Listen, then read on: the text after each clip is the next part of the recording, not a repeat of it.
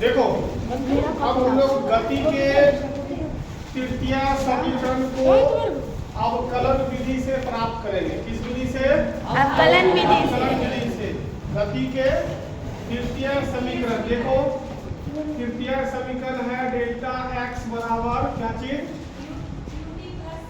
Delta x बराबर UT plus 1/2 UT plus 1/2 eighty square.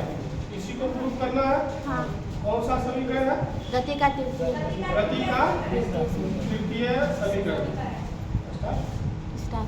तो इसके लिए हम लोगों ने कल एक डायग्राम देखा था जिसमें क्या था कि ओरिजिन पॉइंट से ना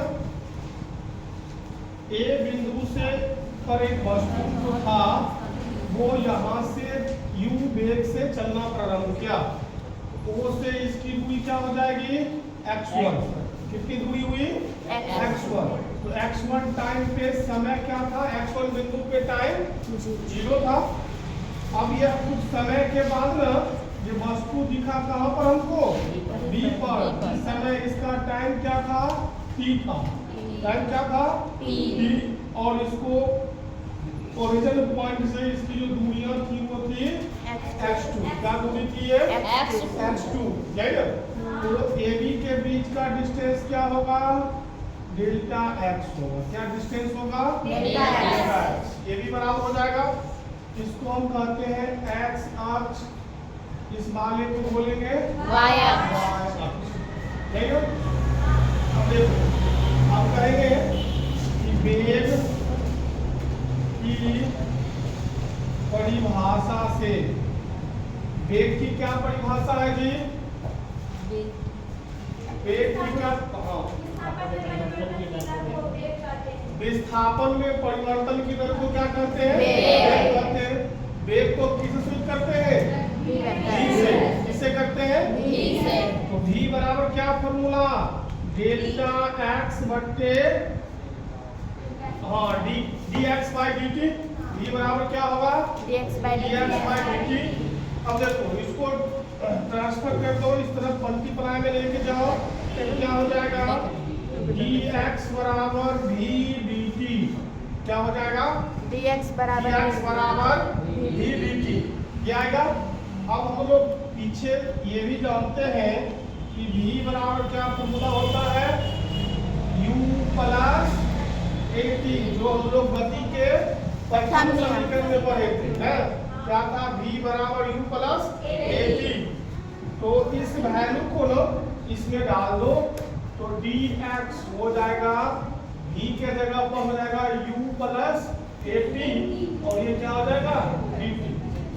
ठीक है, dx बराबर u प्लस एटी और इधर हो जाएगा dt। अब कहेंगे दोनों ओर समाकलन करने पर, ठीक है, तो dx का समाकलन करेंगे, इधर हो जाएगा u प्लस एटी का टाइम के सापेक्ष करना। यही तो जिस समय में देखो टाइम 0 पर था, टाइम क्या था? 0 पर, उस समय उस वस्तु की प्रारंभिक स्थिति x1, प्रारंभिक स्थिति क्या था? x1। और जब समय t बराबर t पर गया है तो उसकी अंतिम स्थिति x2 है। मतलब अब लिमिट हो गया x1 से x2 तक, 0 से t तक। ठीक है, अब हम लोग ये भी जानते हैं कि dx का इंटीग्रेशन पढ़े थे x, dx का इंटीग्रेशन x था, तो यहाँ पे dx है, इसका इंटीग्रेशन क्या होगा? x हो जाएगा। ठीक है, एक लाइन एक्स्ट्रा लिखते हैं, बता दो यहीं पर dx का हो गया x, इस पर लिमिट आ जाएगा x2 हो गया x1 बराबर, इसको अलग अलग कर दो, इंटीग्रेशन u dt 0 से t टाइम तक plus integration a t dt 0 से t तक। तो अलग अलग तोड़ दो इसमें से, देखो लिमिट आ गया तो कहते हैं उच्च सीमा माइनस निम्न सीमा, यानी कि upper limit minus lower limit. तो इस x के जगह पर ना अपर लिमिट क्या है? x2 है और लोअर लिमिट क्या है? x1 है। x2 में से x1 को क्या करेंगे, हटा हटा देंगे। देंगे। तो क्या बन जाएगा, x2 माइनस x1 बराबर u कांस्टेंट है उसको बाहर कर दो, ठीक है। और अब क्या बचा, dt 0 से t तक प्लस इधर से a कांस्टेंट है इसको बाहर करो, t dt और t और ये 0 लिमिट होगा, ठीक है। x2 माइनस x1, चूंकि x2 माइनस x1 को हम बोलते हैं डेल्टा डेल्टा x, जो वहां लिखा हुआ है। तो इधर से हो जाएगा डेल्टा x बराबर u आर डी, जैसे कि dx का इंटीग्रेशन x हुआ है उसी तरह से dt का इंटीग्रेशन t t होगा। तो इधर से हो जाएगा t, इस पर लिमिट होगा t और 0 प्लस a, इधर से देखो t dt है, इसका लिमिट क्या होता है, जैसे हम लोग पीछे पढ़ गए थे ना कि x dx का इंटीग्रेशन x स्क्वायर बटे 2 प्लस c होता है। कैसे, इसमें कोई पावर नहीं दिख रहा है तो एक पावर है ना, तो x पर पावर 1 आज एक प्लस वाला वो जो फार्मूला में था, अब बटे फिर 1 प्लस 1 तो x स्क्वायर बटे 2 हो जाएगा।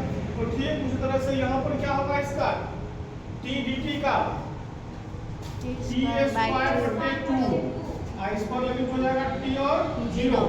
अब फिर वही प्रोसेस डालो, dx बराबर u, लिमिट में upper limit minus lower limit plus a, इधर से हो जाएगा t स्क्वायर बटे 2 माइनस 0 का स्क्वायर बटे 2, ठीक है। तो ये हो गया डेल्टा x बराबर ut minus u Guna 0 plus at square बटे 2 माइनस a गुना 0 का स्क्वायर बटे 2। अब देखने से ये पता चलेगा कि ये वाला प्रोसेस और ये वाला कुछ लेके नहीं देगा, हमको 0 हो जाएगा। तो क्या लिखेंगे कि डेल्टा x बराबर